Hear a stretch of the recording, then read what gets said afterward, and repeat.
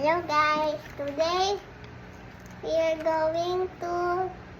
going to show you my arts and crafts. Here is the crayons.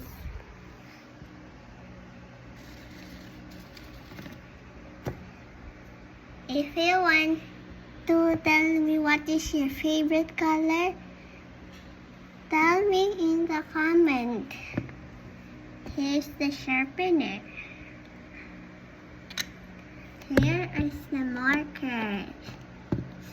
Here is the ruler, the brush, and the pencil. And we have color pencils. What is your favorite color?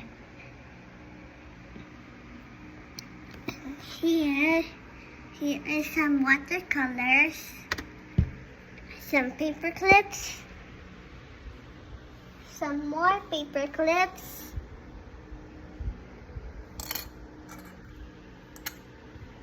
and even a glue that's dry, and an eraser. Look at this, a bunch of colors. Even there is one missing, the crayon part. Here is the tiny markers. I use them for drawing. Here is the bond paper.